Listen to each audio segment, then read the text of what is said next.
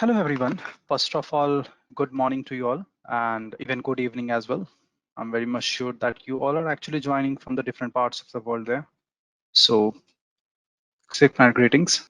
So, today's webinar is basically on why you should one of the prestigious certification, I must say, which is present right now in the world. So, I'm talking about Certified Information System Security Professional. So one of the very demanded certification all around the globe there, and definitely there are various reasons behind that. So today we will be discussing on the same. So I'm actually right now representing Cognixia, who is actually providing the the different kind of training options there for you, whether you are looking for in information system security or in system administration or in security management or in any kind of certifications which are looking for. Information security is one of the certification which Cognitia also offer, and today I will be giving you information on certified information system security professional, and I will also encourage you all that whenever you will have any question there while I'm delivering this session or for this introductory of CISSP, feel free to ask any question there. So coming forward, as I told that the different kind of uh, profiles are actually available and different kind of certifications which Cognitia offers there. I'm moving forward to the CISSP itself. Starting with my introduction, guys. So my name is Rajiv Kumar.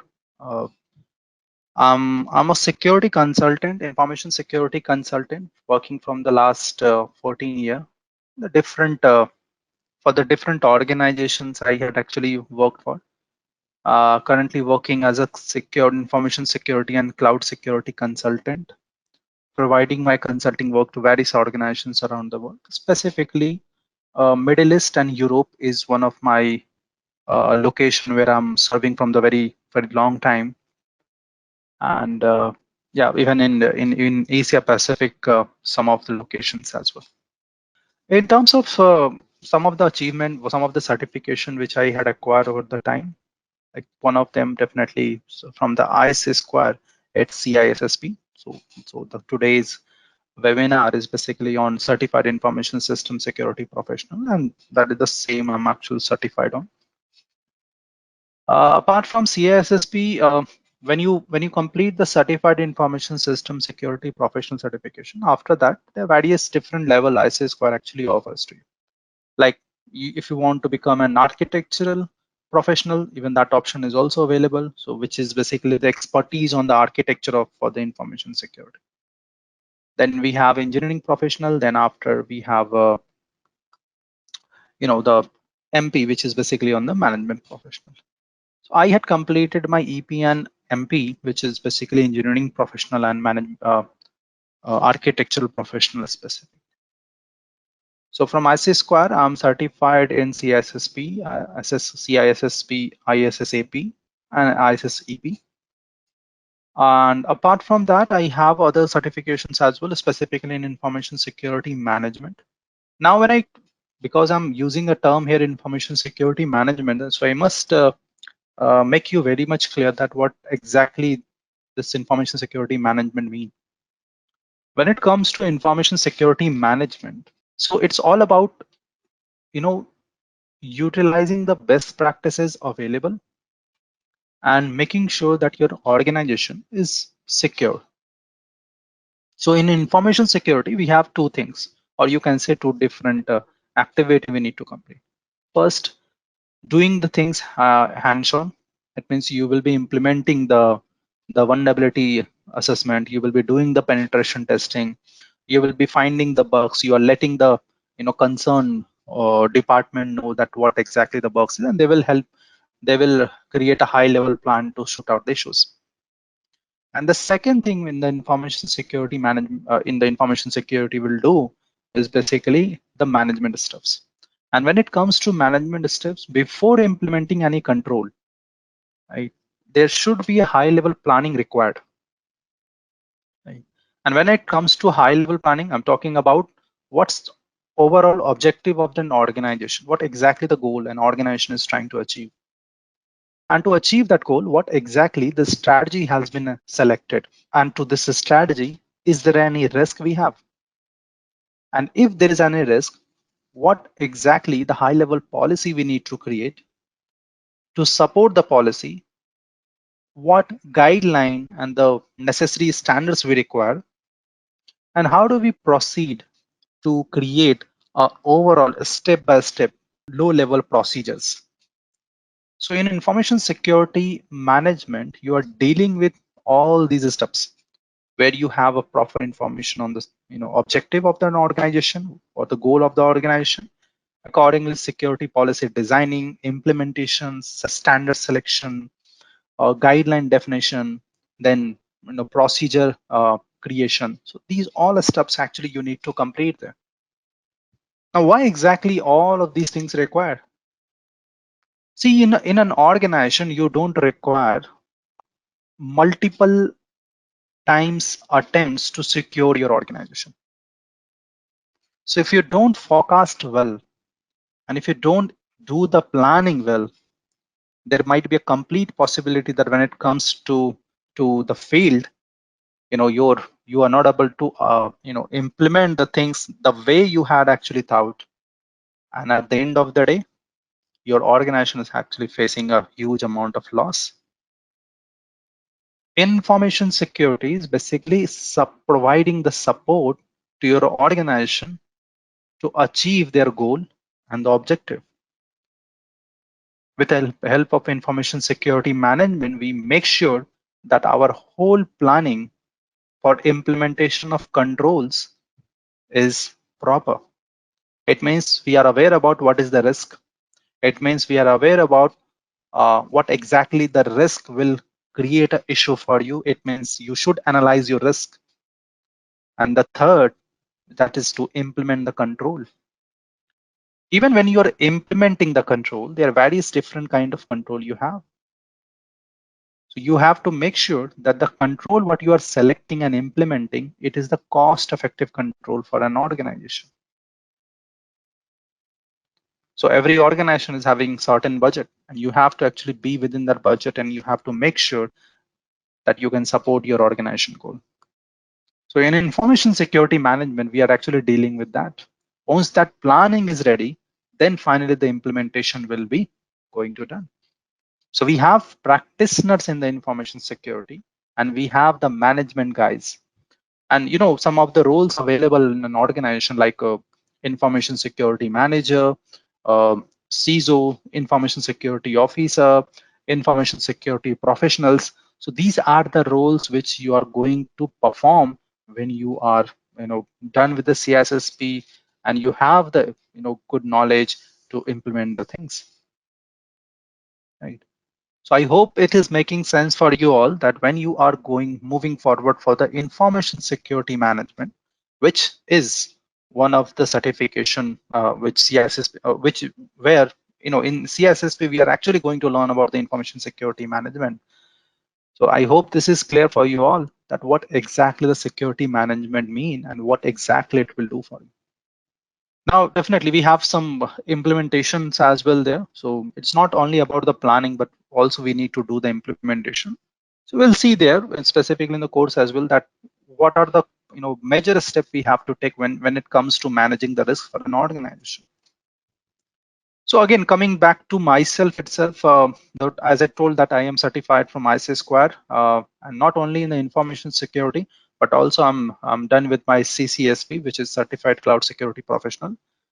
I'm also authorized trainer for Cloud Security Alliance. So I had actually obtained CCSK and CCSK Plus as well. So that is another. And from ISACA, I'm certified information security manager. From EC Council, Chief Information Security Officer. Now, before all of this, I had implemented a lot in the industry there, and that is the reason I had completed some other certifications. Like I was certified in CCI in routing and switching.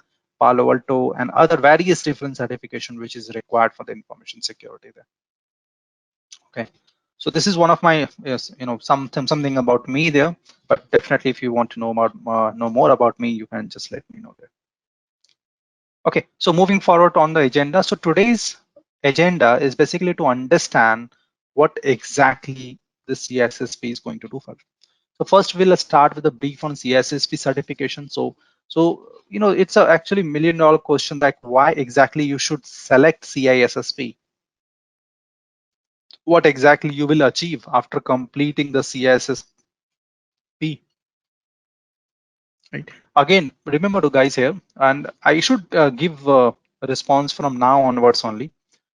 That when it comes to information security certification in the market, right? So we have multiple vendors who actually offers information security certifications there, right? We have EC Council, we have IC Square, we have ISACA, uh, we have, in fact, there are so many vendors specifically. Those are the 3 to 4 major vendor which I had actually named now.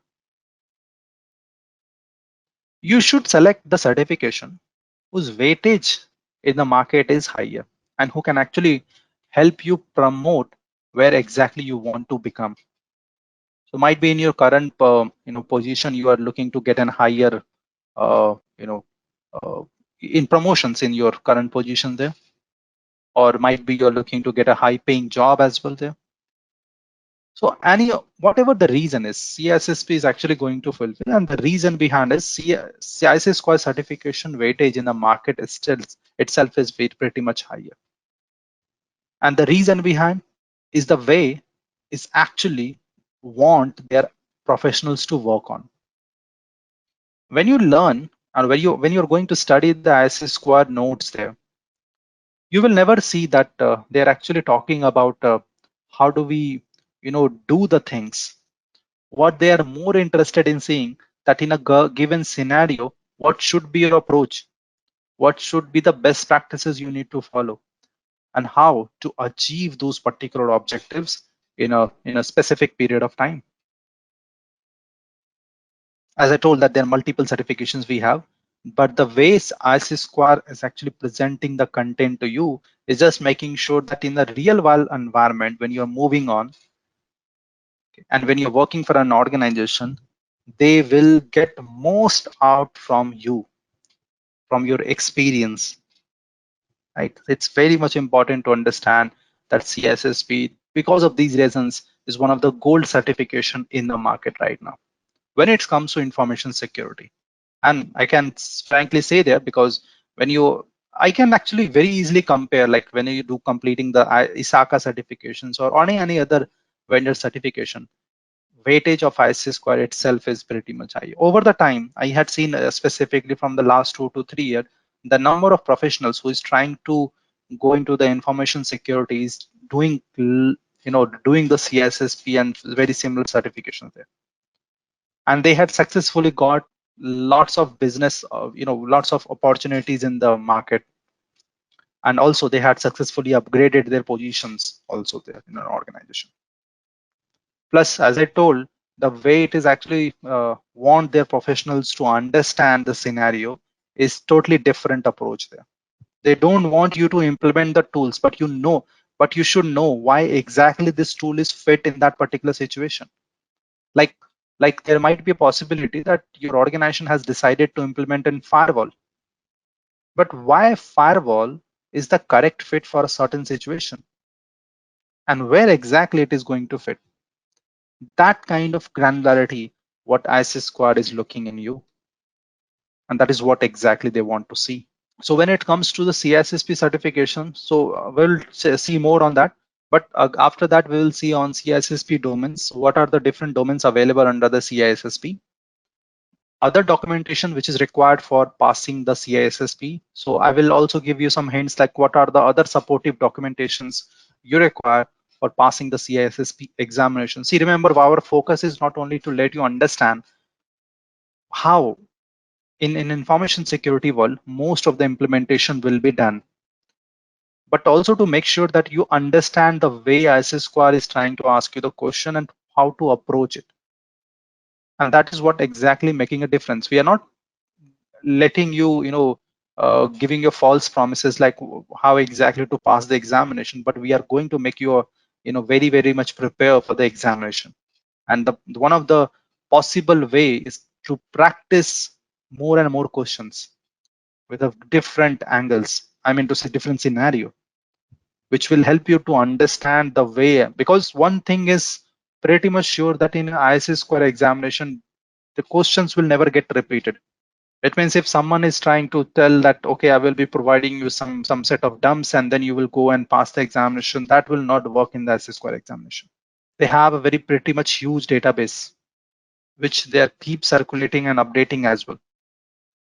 Right? So the only way is to understand the scenario properly there and do the examination. And again, our success rate actually tell about the same story here.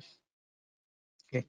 So we'll see on that. So some of the question discussion from you all, like if there is any question after that, and some definitely some counter questions as well. So as I told, the CS is one of the world's most valued information technology and information security certifications. And definitely you can compare it with other certifications which is available right now.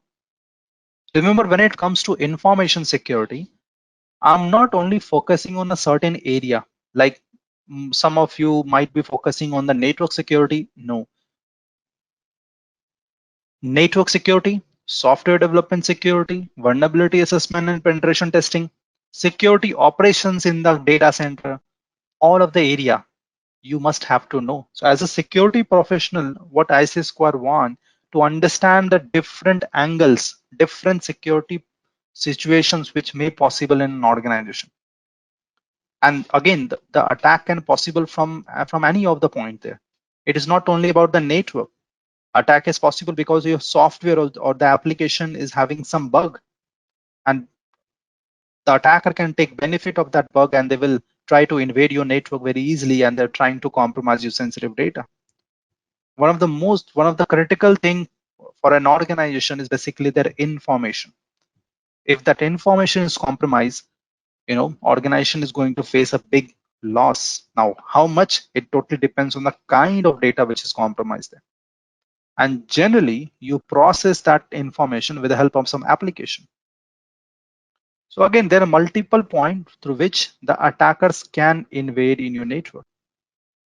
And what SSQR wants to understand all those possible points from where the attacks can possible.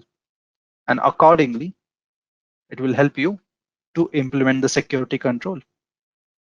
Like one of the strategy I must say about ISSQR, what's exactly going to tell you there, that whenever there is an attack and you forecast that there may be some attack because of the kind of asset you are managing. Remember guys, when I'm saying asset, what I'm saying here, I'm talking about anything which is valuable for an organization. If it is compromised, it will force loss. So whenever there is an asset, you simply going to implement the control, but in what order? Like one of the order what ISSQR is actually telling you to follow is to first put the deterrent control. Now, deterrent control is basically helping you to discourage the attacker's attempt. Like when you see any messages in the shopping mall, you are under the surveillance of CCTV cam. It's actually just a discouraging message. And only by seeing those such messages, most of the user who is having some kind of bad intention, they will actually pull out themselves. But yeah, we have some, some percentage of user, for them, such messages will not play any role.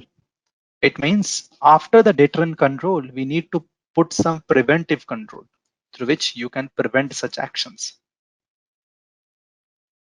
But there might be a complete possibility that even that preventive control, the attacker can bypass because he may find some loopholes in that control, or might be, okay, the controls is not implemented properly. Again, see, remember guys, implementation of control is not only thing you have to do, the sound and proper implementation. And when I say proper implementation, it means you should follow a proper guideline. What is the best practices saying to implement that control? Now remember, best practices has been created based on different different case scenario and studies after checking that that proper guideline has been created there. It means multiple evaluation have been made, and based on that, that guideline has been created for you. If you're not following those guidelines, there might be a complete possibility. Like take an example, you may had installed antivirus on your system, but it is not configured. And if it is not configured, you cannot expect the way antivirus will provide you solution, and the same way you may not get it from there, right? So you have to implement preventive control, but again, make sure it is properly implemented by following some guidelines, some sort of guideline there. But again, there is a complete possibility that even that preventive control can also bypass. Remember, no any control can give you 100% surety that will provide you protection. But what the controls can do, they are going to reduce the speed, or you can say the reduce the overall accessing method, or you can say access time of the attacker, because attacker also requires some time to bypass the control. If control is not there, they may able to enter without any hassle. But if suppose in your house there is a big gate, they have to first break down that gate and then only they can enter. So for that, they require some time. And might be that time is well enough for you to call an extra support so you can prevent that situation. Right? So what I told, that one approach which CISSP follow is to put first deterrent control, then preventive control, and then after you can move on for the detective control. It means there is a possibility that preventive control has been bypassed. Now you have to place some detective control so such attempts can be detected and some support can be called off. Right. So this is one of the scenario I can actually right now tell. Again, we have some multiple supportive documents and examples for the same. But again, this is not the correct point where I can discuss on the same there. So now you can actually understand that what exactly CISSP is looking to follow you there. But before implementation of this control, it's very much important that we should do the risk assessment. Understand what is the impact of the risk if it is going to happen. Right? So that is also one of the reasons. It's one of the very valued information certification from the very long time itself, I can say there. Like I had seen multiple fluctuations in the market. Sometime certified ethical hacker certification was top on the market there, and sometimes some other certification. But over the time, CISSP itself is one of the #1 certification in the information security there. And again, it is because of the CISSP, the organization, which is Internet, information, uh, security certification consortium organization itself is basically is one of the organization which is very much valued one. Another benefit, like when you're going for the CISSP, you will maximize your earning potentials definitely, because after getting this certification, mostly the kind of promotion is very much easily possible. You're already working in that information security platform. You will maximize your career potentials as well. You will stand tall among all of your peers there. You will understand all aspects of the cybersecurity landscape. Now, this is one of the very much valued line which is given there. You will understand all the aspect of cybersecurity landscape.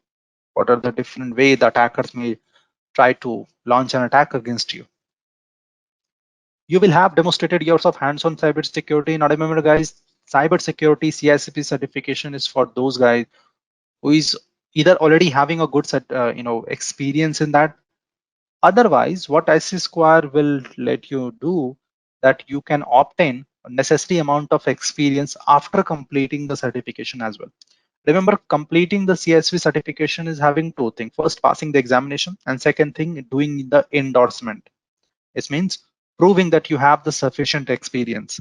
But if you are not having those sufficient experience, it means you can still obtain it, and for that CISSP gave you 6 years of time to get the necessary experience, come back and give your endorsement documentation to prove that now you have the necessary experience to get an professional certification.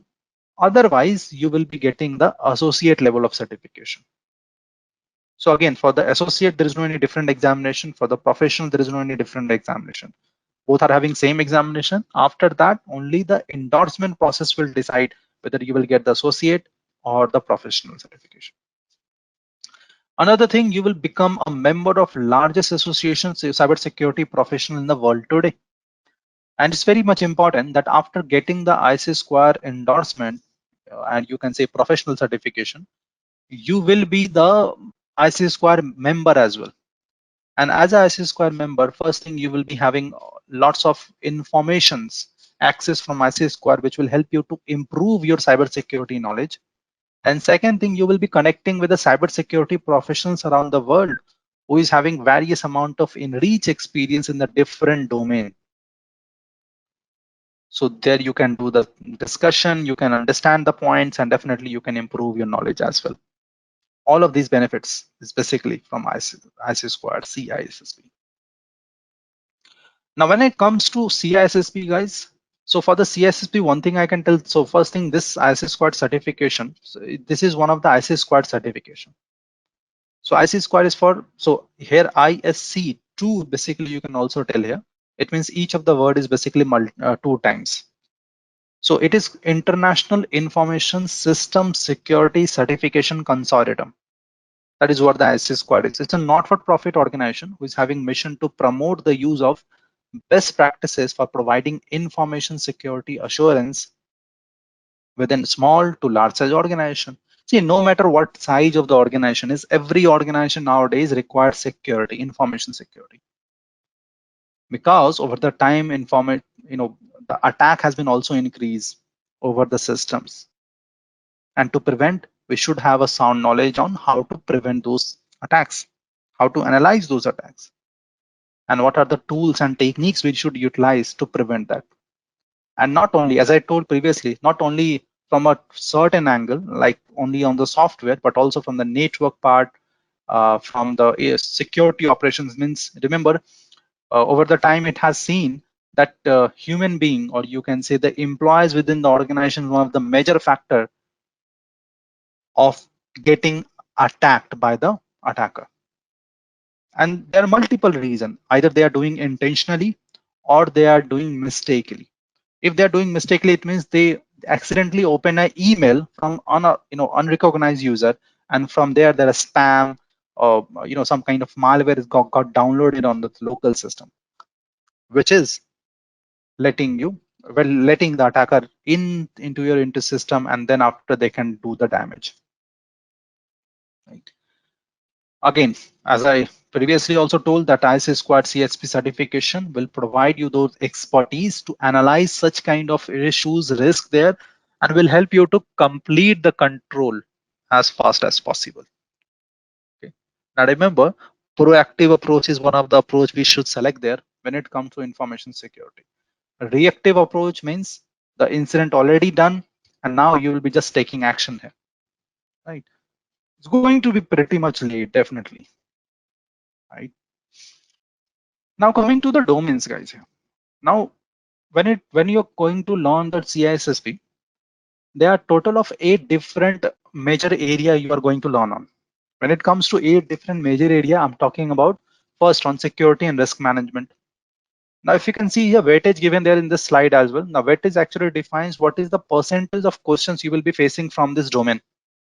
And you can see first domain itself is one of the very, very much important. Now, in the security and risk management, you will be learning about what exactly the security is all about. I mean, how can you define security? And when it comes to the security for an organization, what should I need to take care? Remember, if someone is going to tell me, okay, you need to implement information security, it's actually very broad activity. Someone have to make it clear. Someone have to define a scope. And that scope will help me decide what kind of control is the best control for the given situation. Security and risk management domain is going to discuss on the same. First, what is information security? What is asset for an organization? How do we analyze the asset for the risk, what is threat modeling techniques, what is business continuity methods, and what are the relevant laws and regulations which I have to take care when it comes to information security. The security and risk management will be making sure that you have those all broad area. Now remember, this domain itself is going to help you for the other domains as well, because this domain will help you to analyze the risk based on what control will fit there, which each of the other domains is actually discussing on. Second domain, which is on asset security, is going to let you know what exactly the asset for an organization, who is responsible for the asset, like data owner, data custodian, data controller, what are those roles of all about, and how do we implement the controls for the for any kind of uh, intentional attack like encryption. Now encryption in depth we are discussing in the domain number 3, which is security architecture and engineering. In security architecture and engineering, you are first starting discussion with cryptography. Why cryptography? What is the benefit of cryptography? What are the different type of encryption? What algorithm suits your requirement? And definitely what are the best practices to utilize encryption? And again, there's some supportive documentations which will help you understand the scenario with a proper real life example. And this will help you to correlate if you're already working in your organization with most of the things. Right? But again, in the same domain, in the third domain itself, it's not only about the cryptography, but also if you're purchasing any security solution, what are the methods you have to implement or do to analyze whether this solution fits in your organization, and what are the different evaluation methods available, like from ISO, what is the evaluation methods available, what exactly you should see there, and even if you are a non-technical guy, what are the component you should see on the product to check whether it is relevant for your organization or whether it is going to be effective or not. In the same domain, you will be also learning about physical security. Remember, if you don't have physical security, no matter how much logical security control you're implementing, at the end of the day, it will create an issue for your availability at least. Definitely confidentiality, integrity might be safe, but availability definitely is going to be compromised. After this third domain, we have communication and network security, where you are going to learn about what is network first, and then what are the different network protocols, what are the loopholes over the protocol. Let's take an example, DNS. DNS we are using for the name resolution. So whenever you're typing google.com, name is converted into IP, and there you're getting the IP, and that IP you will be utilizing to reach to google.com. But what about if that DNS request is compromised, and instead of getting the real Google's IP, you're getting the fake Google IP, and there is a fake page also had created for you. So whatever you're typing there, everything is compromised. So this is one of the network-based protocol, and to prevent such a network-based attack, what are the methods we should utilize? That we are going to discuss in the network security, not in the LAN only, but even for the WAN as well, wide area network.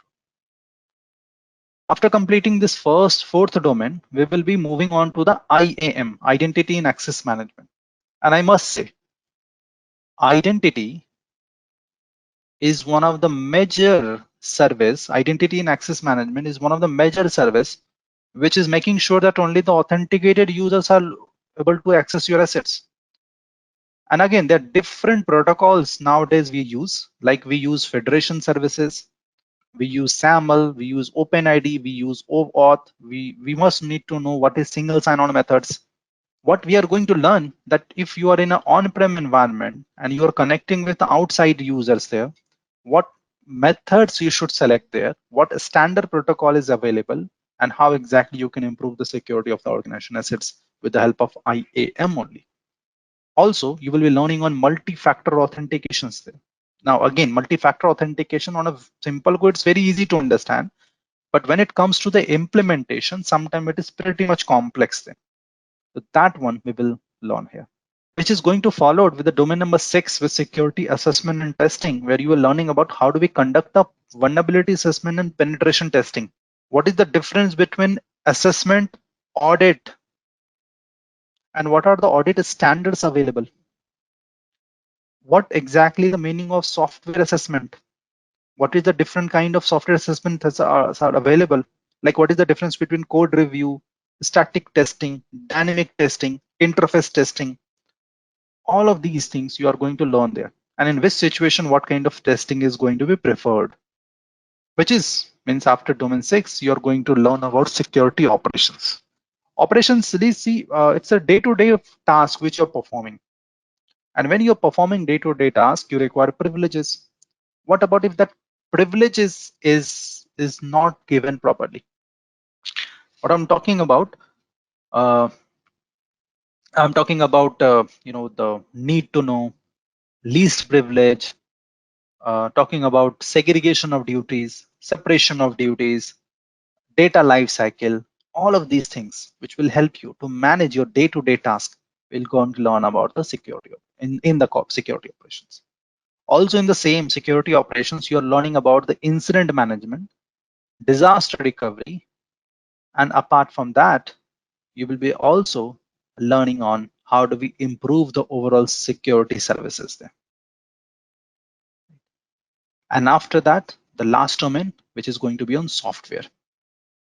The main agenda of the software is what is software development lifecycle? What are the different lifecycle methods available? What are the different kind of issues possible on database? What are the different possible issues possible on software? And how do we mitigate that?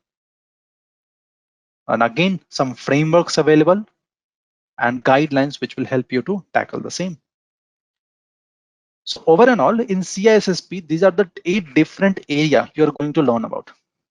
One important thing need to understand might be after seeing all this topic, if you're new in the information security, say how do we complete all these things? Again, CISSPs don't want you to understand each of the topics in very much in depth. As an information security manager and professional, you don't need to implement the things. You need to know what are the best practices available, which solution we should go and implement there, right? So that one we will see and implement. And again, when you are doing the examination, you will be getting question from these domains only with a certain scenario. And during the session, definitely this scenario is going to be discussed. Some other documents, so, although I had written very small there, but again, some more supportive documents are also required. But NIST guidelines, and only when I say NIST guideline, there are lots of things here. Like we have guidelines for classification, we have guidelines for encryption, we have a guideline for business continuity, we have a guideline for disaster recovery. All those supportive documentations you will be getting to understand and the case studies and understand the scenario, which will help you to nail down the exams very easily. And one of the important guideline is basically on the BCP. Now, BCP is specifically from ISO side. We have ISO 22301, which has given a proper information like what should you need to take care when it comes to the availability. So that one, we will check it out under the BCP guidelines as well. Thank you for attending the webinar.